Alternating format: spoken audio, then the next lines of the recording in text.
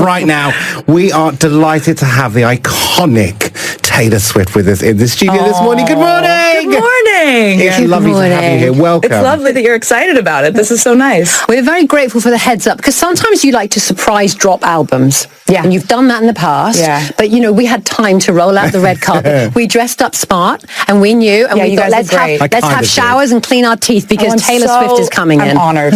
So, release parties for this incredible album are going to be out in cinemas everywhere. What can the fans expect to see in that film? So really, it's kind of a combination of what I used to do these things called secret sessions, where I would invite fans to my house, play them the record before it came out, and I'd explain sort of inspirations behind different parts of songs, or why I wrote things a certain way before I would play each song. So I kind of give them an inside scoop into what went into writing this particular song, then I'd play it. So it's a combination of that, and it's a music video debut. So it's a premiere of a brand new music video that you can only see in theaters. It's not going to go online immediately. So it's like, I don't know, I was shooting the video and I was directing it, and my camera operator Colin said, like, it's a shame that this isn't going to be seen on like a big screen. It's such a massive production. And I just was like, you're right. Yeah. Thanks, Colin. And so we kind of took that moment, and I was like, we've got to figure out something that's a more illuminating into the album process, because the music video lasts for 3.5 minutes, right? So I was like, let's build it out and create sort of like a secret session / like making of the music video. And it's kind of like an opportunity for fans to get together, listen through to the new music, like have me explain what I wrote it about, and also you see a brand new music video and behind the scenes content of how we made the music video. Right. It's brilliant. I mean, everyone's going to love that. And also what's exciting about the new album is you're back together working with Max Martin, who you worked with on the incredible 1989 album, one of my favorite albums of all time. Oh, thank you. Has it got a similar vibe? And we have been lucky enough to listen to some tracks already before we met you. I mean, what do you think? I think it's pretty different from 1989. Yes, I thought some of the tracks do have a slight 80s vibe to them. Would that be fair to say? Yeah, some of the synths that we use, for sure. I mean, sorry, I'm interrupting you. No, you're right. I was agreeing with you. I loved the songs. I thought also, I guess that you're very famous, of course, for writing from the heart. Things like Wish List I found very emotional. It's amazing. Oh, thank you. Oh, that one literally I'm really happy that you liked that one, because that was like the one that made me know we were done with the record. Oh, really? As soon as we finished that song, I was like, boys, we're done. Desperate to ask you a question, which is, how do you know when you're done with an album? How do you know? Well, with this album, I was very specific about the vision for it being a short, concise, like almost like in my mind, I had like the perfect album as a idea, right? Like perfection is unattainable. We know that conceptually. It's like a problematic thing to think about perfect, but I meant perfect in the idea of like each song has a place. It can't be swapped out with anything else. It fits perfectly together, right? So that's when I knew that we had made, in my mind, the perfect album for this moment in my life, was when we wrote Wishlist, because it really does get me too. Like it's really emotional. It's a very accurate stance on where I'm at in life. And like, so I just, like, it was a feeling. It was a feeling of like, we're done now. Sometimes I've written very sprawling albums before where I just couldn't stop writing. And there's something to that too, if that's the project you're making, but this was not that. You are unstoppable. I mean, when do you find the time? You've had the Eras tour, which broke all kinds of records, and then you come out with this. I mean, when do you write? So this was happening at the same time as the Eras tour. When I was on tour in Europe last summer. It was the point in the tour where we had so many shows so frequently. I was getting sick a lot. I was always like physically sore, but I had reached the point in the show where I could do it muscle memory. So I needed something to wake my brain back up. I was like, I need something that like puts so you'll write an album. Just going to write an album. Honestly, like it felt like I was so physically exhausted from the shows, but being mentally and sort of like emotionally stimulated by making this music got me to the point where like I was so excited to step back on stage because I knew I had this little secret project I was working on. Is there a standout lyric on? I mean, we've been privy to a few of the songs. They're incredible, by the way. Oh, thank you. Is there a standout lyric in this entire album that you can think of instantly? You go, actually, that's where I am. That's what I'm most proud of. That's what I love. That's my messaging. Weirdly, like there are lines that I think represent the way I write songs. Yeah. Like it's not something that I think represents like who I am as a person, because this is very much a song that's written in character. There's a song called Father Figure, where the first line of the second verse says, "I pay the check before it kisses the mahogany grain." Yeah. And I'm like, that's my favorite type of writing, right? Where you have to think about, wait, what do those words mean? Oh, somebody got the bill before it hit the table, but you say kisses the mahogany grain. I'm like, okay, that's my favorite type of stuff to write. But there are some lines in the song, The Life of a Showgirl, that are very much sort of like the manifesto of how I've had to operate within this industry. It's a song about meeting one of your sort of idols, and they, instead of being what you thought they would be, they warn you against following in their footsteps, because they just want to be honest with you about how hard this industry is, and you do it anyway. I think that's sort of like the manifesto of like how I approached this tour. There wasn't the option of, if I'm sick, I'm not going on stage. There wasn't an option of, I'm feeling terrible, I'm not doing the show tonight. And so every one of us on that tour operated from that standpoint of like, the crowd is your king. Yeah. Like, it's not the other way around. We're going to play Fate of Ophelia now. It's a first play for us on Magic. What can you tell us about this song, and we'll play it? I think that this song has some of like my favorite moments in it. Like there's this post-hook section that goes, keep it 100 on the land, the sea, the sky, pledge allegiance to your hands, your team, your vibes. And when we wrote that in the studio, I was like, yes, this is why I do music. Like the way I feel when this part of the song happens. But this is a song about feeling for a long time like you might have met a similar fate to Ophelia, who was driven mad over the years slowly by love. And instead she, you know, I kind of give her a little bit of we reference her fate, but you talk about sort of someone saving you from that fate, and like how euphoric that feels to look at maybe your past experiences with heartbreak and feel that you've been like rescued from that by this fortuitous turn of events where you ended up finding a person that changed that for you. What an insight. Thank you so much. We love having you on The Breakfast Show. 100%. I'm like, look what I got. Oh my God, the ring. I can't believe we managed to get you on the show, Yes, Taylor. amazing. Thank you for inviting me. And somehow we managed to not ask any questions about wood, which is incredibly which is a whole other chapter. I'm so disappointed that you didn't. How are things? Yeah, How are you guys doing? good. We're good. How are you? Oh, never better. Yeah? Never better. Never been so excited about an album coming out. And I think part of it is maybe the fact that usually when you put out an album, you made it like a year before. So your life can change a lot between when you make it and when you put it out. But with this album, it's exactly where I'm at in my life. You know, I'm exactly in the same spot as I was when I made this record. So it feels very accurate to my, just my life experience right now, which feels kind of cool. That's so satisfying because you can listen to it and you know that you're still in that zone. Yes, exactly. And I'm so proud of it. I made this record with Max Martin and Shellback, who I hadn't worked with in maybe 7 or 8 years. And it was really exciting to make it because it felt like we had all kind of gone out into the world and learned new skills and honed our powers and then come back together with new information and, you know, hopefully better, bigger, stronger. Oh, it's like the Avengers Assemble. We are literally getting straight into this track, aren't we now? So many Swifties listening. Do you want to just say hello to all of them? Hi, guys. I miss you all. I used to get to see your beautiful faces every single 3-day period of time when we were doing the Eras tour. So it's like, I miss getting to see everybody. Oh, well, they are listening. So I think we go straight in with the first song on the album. Would you like to introduce it to us, please, Taylor Swift? This is the first single off of this album and the first song on the album. It is a song I love so much. I hope you do too. It's called The Fate of Ophelia.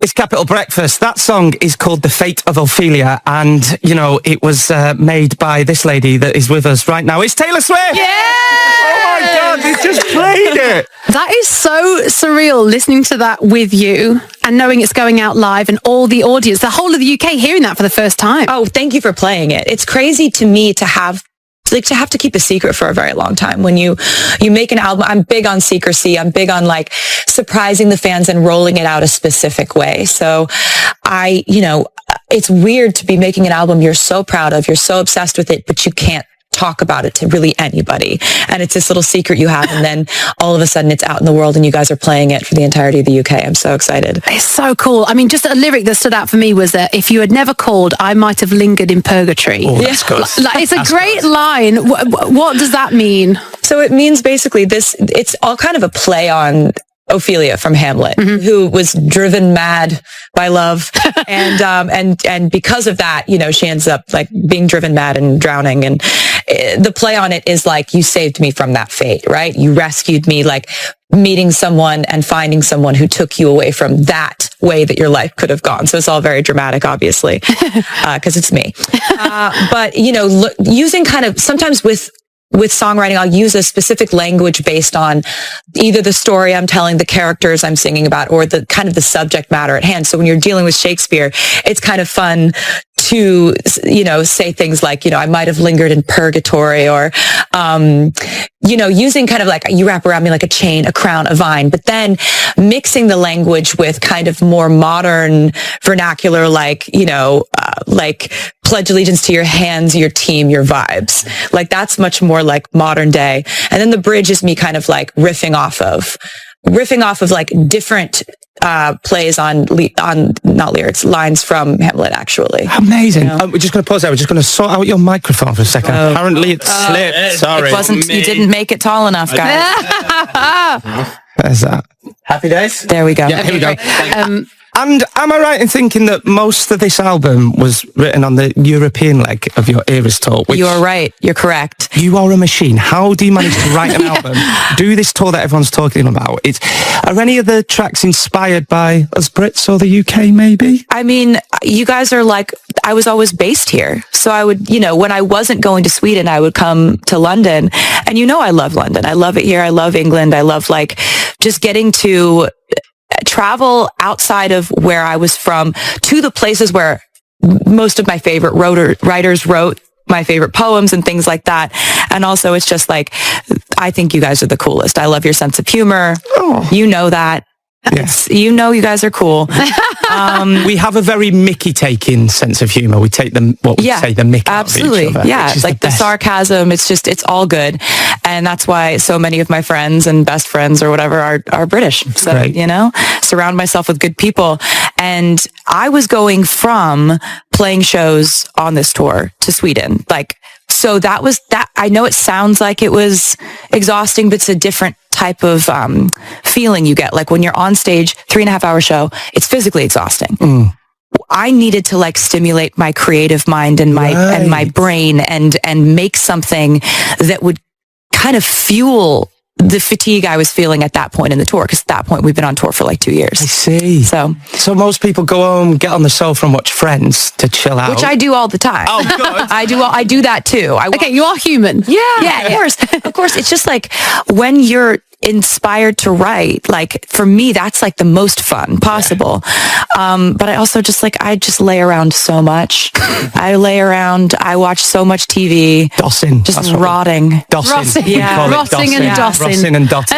Right, look, all the Swifties are getting in touch. We need to play another track. We do. Can we play Opalite, track 3 from the album? I would love it. Would you? Please do. Let's get it on. This is Opalite on Capital Breakfast. Opalite playing this Friday morning on Capital Breakfast. It's Jordan, Chris and Sean. If you've just put us on, then not much happening on the show today apart from, Taylor Swift is here. Oh, unbelievable. Are we right in saying that is your fiance's favourite track, Travis Loves? I would say that you're right about that too. Yeah. You've just been absolutely accurate on everything that you've assumed today. That is, I think that's his favorite. He loves that one. That one was like, I have like favorite words, favorite phrases, things that I'll put in like an endless file of lyrics that I'm just constantly going to like go and cherry pick from when I'm writing. And I had written down the word opalite because I learned that it's actually a man-made opal. Like opal can be man-made just like diamonds. And so Travis's birthstone is an opal. So it's like that I've always fixated on that. I've always loved that stone. And I thought it was a kind of a cool metaphor that like it's a man-made opal and happiness can also be man-made too. Yes. So that's kind of what the song is about, is the kind of juxtaposition of those two. Oh, there's always so many layers with you, Taylor. I'm always so impressed. Thanks. It's so cool. Also, we need to say congratulations on the engagement. We haven't seen you since that happened. Sorry. And it would be very rude of us, because you are the queen of gifts, for us not to give you a gift. Oh, so here's so sweet a of little you. present. Oh, and it's perfect. I mean, look at the matchiness of all this. And it says TS12 on it, which is... We've tried to get the so orange, sweet. the right shade. It's so perfect. Okay. All right. Yeah. This is a great start. If you're listening, I'm opening up a jewelry box that is mint colored and it has a cat in it. It's a little opalite cat. It's the perfect gift. Oh, we're so chuffed. We just wanted to get something that we knew you'd like. Present. Oh, I'm so pleased. So cute. Sean's nailed It's it. so cute. No, this is perfect. And I'll always remember this from getting to like talk to you guys and come over here and celebrate the album release with you guys. Oh, that's amazing. Every time I look at this, I'm going to put it in a very prominent place. I love that. Don't forget mine. No, don't also forget mine. Jordan's been very keen to impress you. We both were. Oh my God. So I love the fact. No. Did you bake? Yeah, sure. I love the fact. You pick me up some bread from the bakery. No, so, right, I love the fact that you make sourdough for your friends for special occasions, and usually you give them cinnamon and raisins. I've got a friend of mine who makes sourdough to put in a little surprise for you. Oh my God. We did all the puns on the stickers. Oh my God. Elizabeth Taylor is really good. Actually, Domantic. Fantastic. Thank you. Oh my God. The Fate of Dophelia is so good. Oh my God. That is so sweet. See, Taylor thinks I'm funny. Jordan, tell her what flavour you made. So we made a Greg's sausage roll flavour. God, this is fantastic. Look at this. Thank you. This is great. This is going to be my lunch. Yes. Love it. We've Perfect. nailed it. Great. my God, A Greg's thank sausage you. roll. And we're all big Swifties, right? But you went up in my estimation at the Eras tour when you organised a Greg's van to be backstage for all your crew and workers, because obviously we love Greg's in the UK, so we've put a little surprise in the bake for you there. What did you put? What did you No, in the middle of In it the is middle a full sausage roll. Is a sausage roll. I clocked that the first time you said it. Sorry. That's why I said it's lunch. Just trying to get more praise This and ain't love. dessert. This is so sweet. Thank you. So these are perfect gifts. No, I'm not even joking. thank you and congratulations. Genuinely, we're so happy for you, and all the Swifties are. Thank We really you are. so much. Before you go, you're going to be asked all the same questions over the next few weeks. Is there one question? I'm actually not doing that many interviews, and so you can do whatever you want. Don't go crazy or whatever. But like, I'm not doing a lot of interviews. I won't roll my eyes at you if you ask me a question that you think is predictable. You can roll your question. You can roll your eyes at me. But the one question I wanted to ask you is, what is the one question you would like to be asked on this tour? Is there something you've not been asked yet? Don't make me do your job for you. She's got you. She's got you. I'm not going to make you do the singing for me. Is there anything that you... No. I think you're doing a great job. I think you should just keep asking what you are curious about. Okay. Yeah, she was driven mad by love. And it's so the play on it, the hook is like, you like someone comes into your life and rescues you from the fate of being driven mad by love. Right. So, yeah. Just amazing. I mean, I've been waiting for this album. I have pre-order and Really? yes, I've Thank heard, you. I've heard that the vinyl is like sparkly. It's really and we're all cool. very excited about it. Oh, thank you so much. Have That you got means the a world. favourite track on that? I mean, it's really hard because people ask me this, obviously, and it's so difficult to pick a favourite. I think it might be Wish List. Yeah. It's a song that was actually the last song that we made for the album. And it was the song where like after we finished it, I was like, oh, we're done. Like we're good. We're done with this. This is the final piece. And it's a really dreamy song. It's a really romantic song. It's all about like, it details all these different things that people aspire to have in their lives and all the wishes that people are making all over the world of like things in their lifestyle or things they want to buy or places they want to go. And then in the chorus, it talks about what mine would be.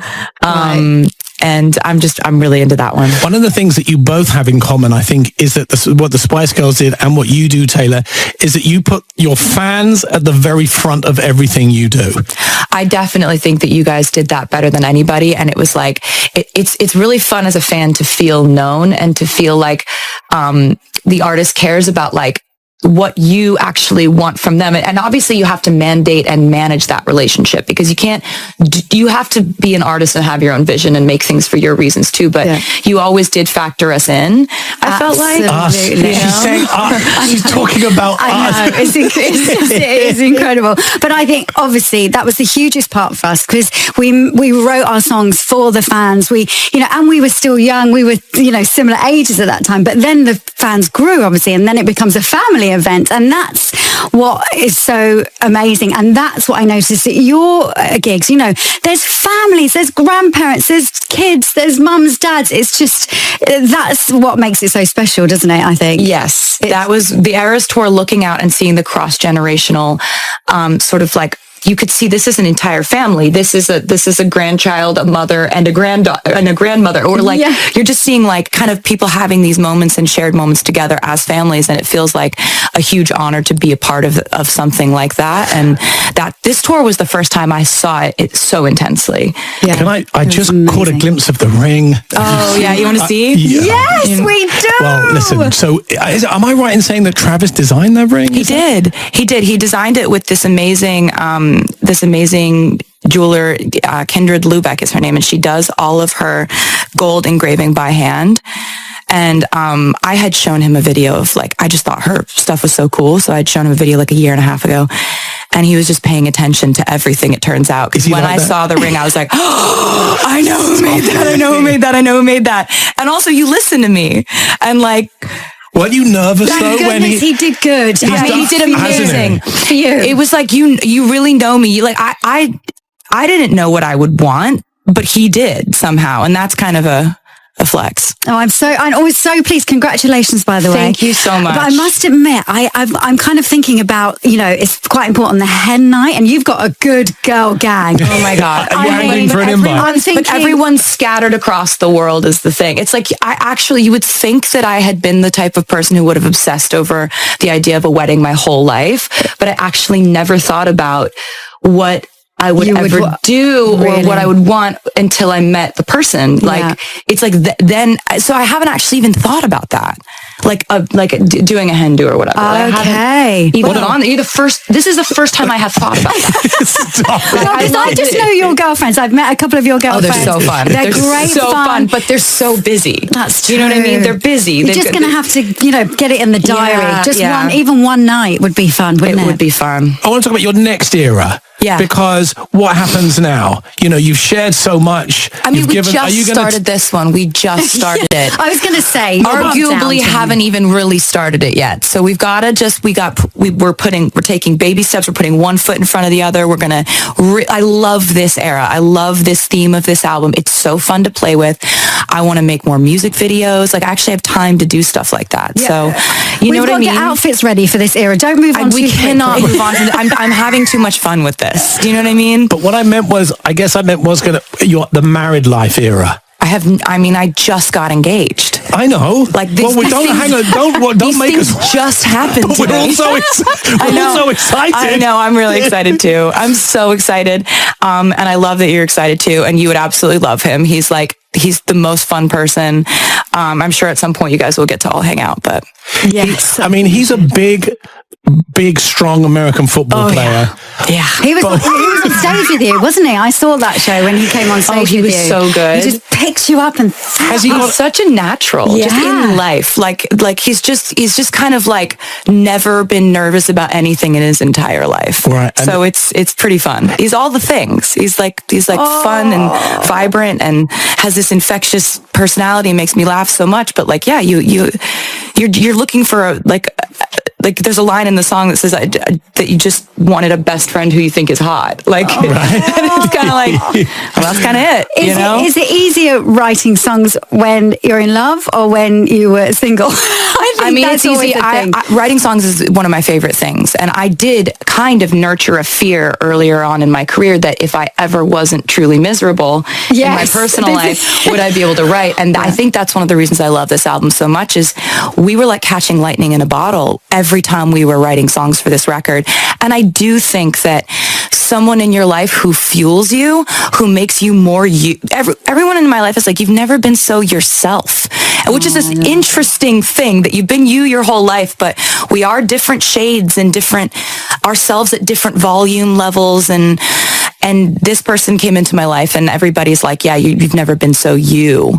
And I think that comes through in music. People who fuel you, they fuel every part of you and they make you walk taller and they make you present in a more vibrant way. And so hopefully that, bleeds into the music too. Well, listen, we completely get it.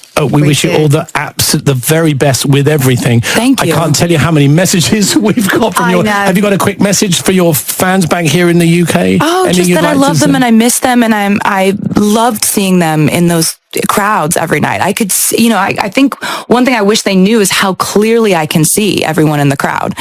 And how much I loved seeing them experience the show and experiencing that with them.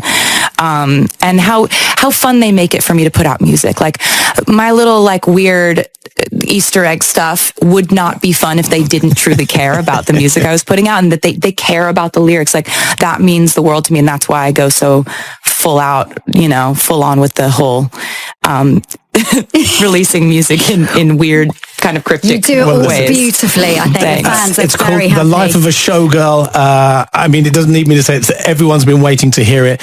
It's out now. A huge thanks to our special guest. What an absolute joy. So it's just like hit list of my I love that you went extreme first. Because I think I did too with a short that I did where it's like, I'm just going to give you all my feelings of despair and heartbreak with my first short. In All Too Well. Yes. Yeah. So talk me through the process with that. Like you wrote it knowing you were going to direct it? I wrote it knowing I wanted it to be a short. I wanted to treat it completely differently than I'd ever treated a music video. I wanted to use a new cinematographer DP that I'd never used before, Rena Yang. I wanted to shoot it on 35 millimeter. And I wrote it with Sadie Sink and Dylan O'Brien in mind, which I heard that you wrote Banshees with your full cast. Pretty much cast. I wrote it for Colin Farrell and Brendan Gleeson and Barry Keoghan and Kerry Condon. Those are the four main players. Like that had to have been amazing to kind of know what colors you wanted to paint with. Yeah, you kind of, I guess, write to their strengths, but kind of give them a little leeway to bring some strange new things to it. I think it's a new Colin Farrell performance. I think it's quite lovely in it. Amazing. It's so incredible.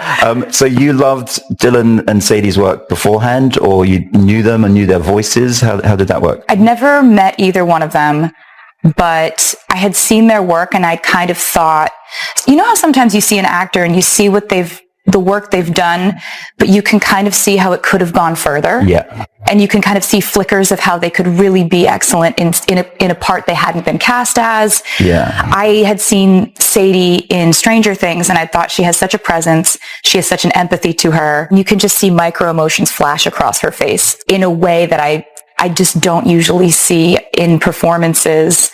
It's rare. And I thought she's never been a romantic lead. And I wonder if she'd be interested in playing a young woman who goes through her first, cataclysmic heartbreak. Yeah. And she did it so brilliantly. She really, really did. Why are you so pissed off? I'm not pissed off. Who said I was pissed off? Did you write it, then meet her, or meet her and then hear her voice, or what? I wrote it and I wrote the manuscript and I had, kind of visual references of what type of art direction and the way I wanted to film it and the colors I wanted to use. There's a sort of a palette, I sort of put together like a PDF of what I wanted to make, because I'd never made a short before.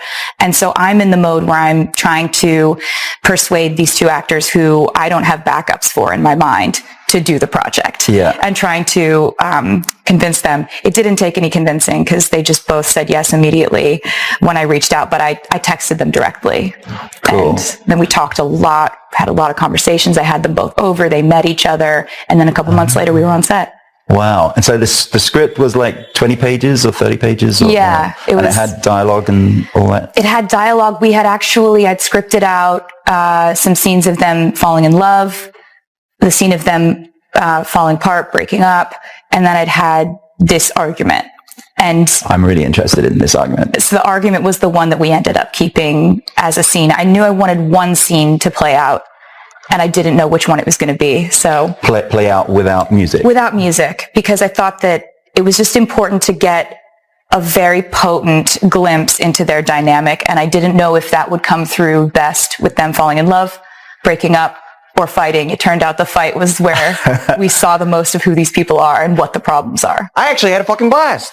Now this is the night. Now we're doing this. Awesome. So fucking awesome. So could the song have stopped at any of those points? Yeah, we have it in the edit.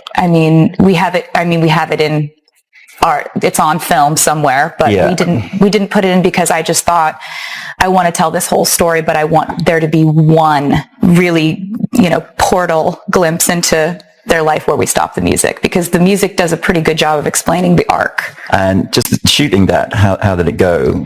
It ended up being one shot. We had Rena with the Steadicam, and we were just going to shoot it as many times as we needed to get the coverage that we needed. But it turned out that it was one of those magic takes where we don't cut till probably 85-90% through that scene. Wow. My producer and I were just at the monitor, just clutching each other. Oh, I love it when that happens. Just, so it was fantastic. And I think you strike me as someone who has a lot of trust in your actors. Yeah. And that was that leap of faith moment of putting them in a room and they're having to fill in all the blanks of this chemistry. And we had talked at length about the dynamics of this fight. And it really comes down to the fact that she does not feel seen within this relationship.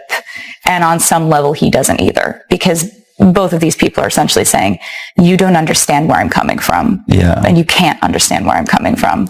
Well, one of the things I loved about it, sorry for interrupting, it did feel completely balanced. I think the song mostly is sort of from her point of view, but that scene was equal. I think so too. I was quite surprised in a lovely way that was there. Hey, come on. I don't want to fight. And so was that all your dialogue? Was it partly improvised? Or it was partly improvised. I had written out that fight with the same arc and it being about the same thing. We had just talked about it so many times about what this fight is about and what sort of things they would be saying to each other. It's a testament to them as just brilliant actors and collaborators that they went in there. And there were some things that Dylan would just blurt out, or that Sadie would say, and I'd just be sitting at the monitor going, oh my God, we are keeping that in the cut. So is the one we see, was that like first take or only take? It was the first take. Wow. And then we did one or two more, but that was the one where I was like, if you have it, you have it. Yeah. And I knew we would use that one for the most part, for the predominant length of that scene, because it just did everything I wanted it to do. And is it moments like that you felt made it a short film and took it away from the usual sort of music video milieu? It was moments like that, and it was the fact that it has a narrative arc. The chapters in the short film are there because, it has chapters like The Breaking Point, The First Crack in the Glass. Those end up being chapters in a book that she one day writes. So it's structured narratively in a way that I felt had to be different from any music video that I've made. It couldn't be a music video where I'm singing the lyrics and you're seeing some flashbacks and flash forwards and whatever. Yeah. I wanted people to be in that world with these two characters. And they are.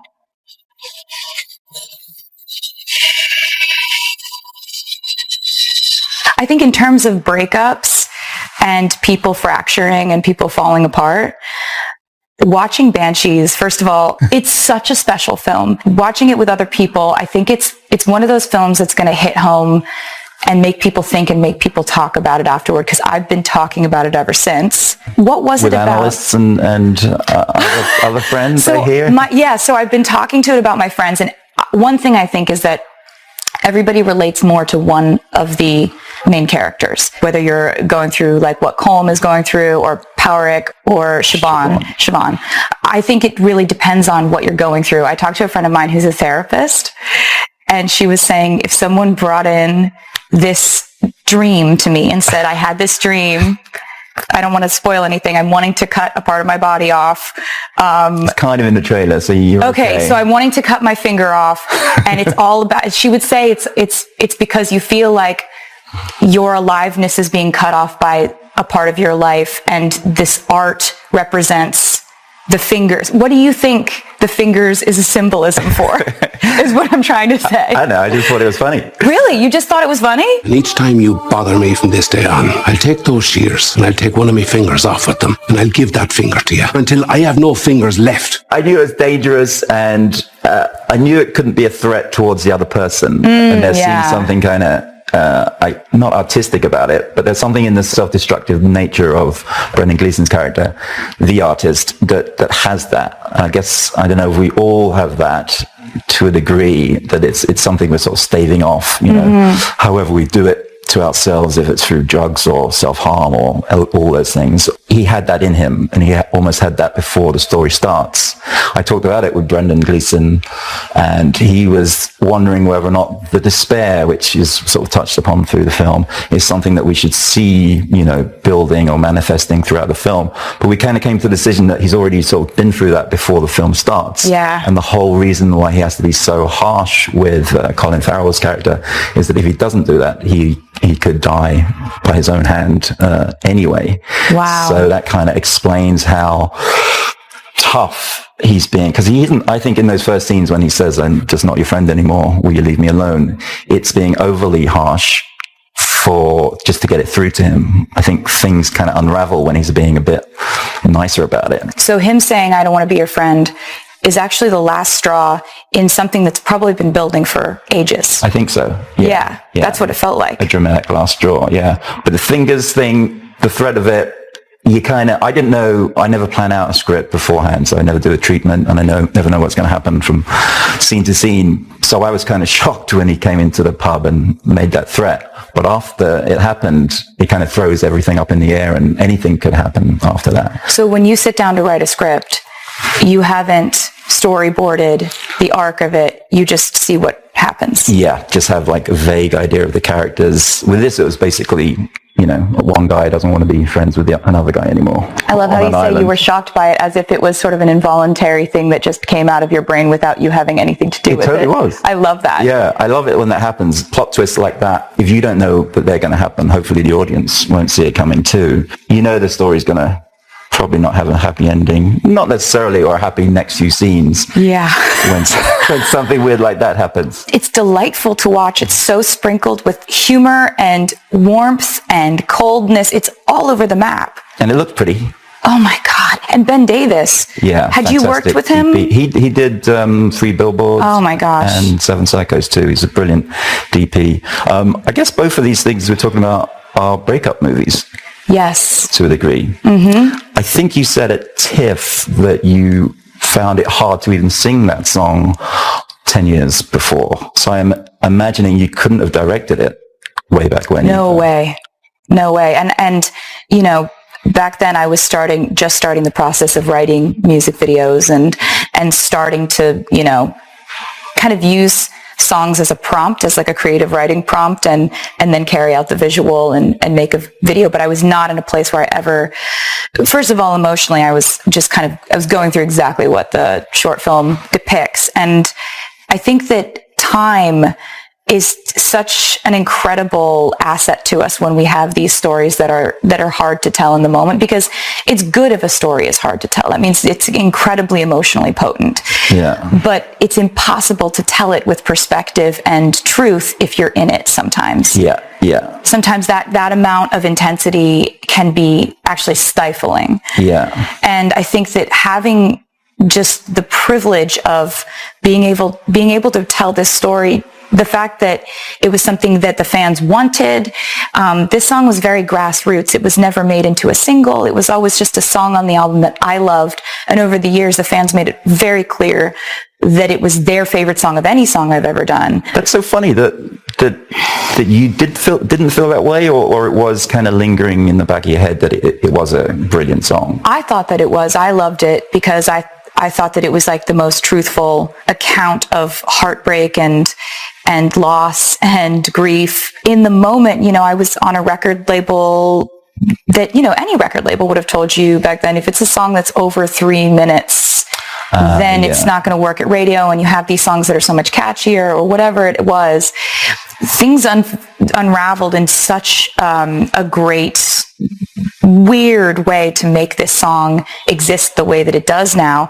And so I thought, it's been such a buildup. I really have to tell this story in a way that gets to the heart of it. And so it was so exciting to kind of go through it and to be able to be, in my 30s looking back, because I think there's a moment when you're 19 or 20 where your heart is so susceptible to just getting broken, getting shattered, and your sense of self goes out the window so quickly, and it's such a formative age. Yeah. I wanted to tell that story too, about sort of girlhood calcifying into this bruised adulthood. Were you always going to play the grown-up writer at the end of the... Yeah, I think so. I think that was always my idea for it, because enough time has gone by to where you can show someone in a different phase of their life and see how they've been positively and negatively affected by this event that you saw happen. I think you kind of grow with each feature, or you learn more with each feature, or you could just get less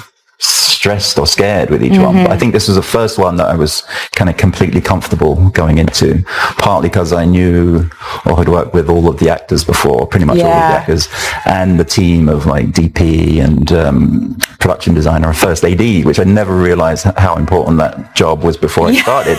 It's co-pilot, basically. Yeah, absolutely. Have you latched onto people who you'll definitely bring from job to job and to features in the future, which is my next question? Ooh.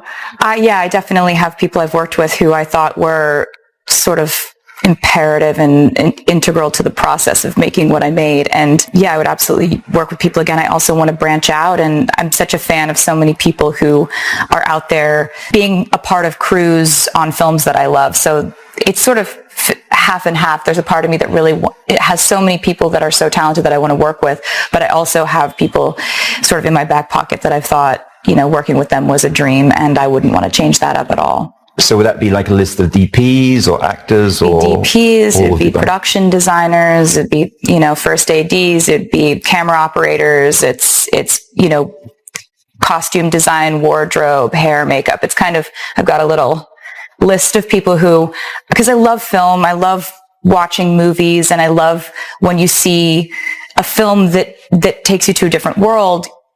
I now ask myself, okay, who is in charge of that part? Who is in charge of that part? Who made me?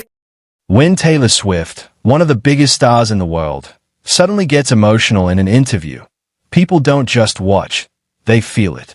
In a recent conversation, when she was asked about her fiancé Travis Kelce, something unexpected happened. Her voice softened. She paused for a moment, and you could see her holding back tears. It wasn't dramatic or staged. It was real. And that's exactly what made it so powerful.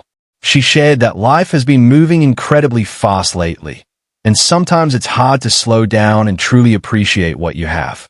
But when she spoke about Travis, there was a clear shift.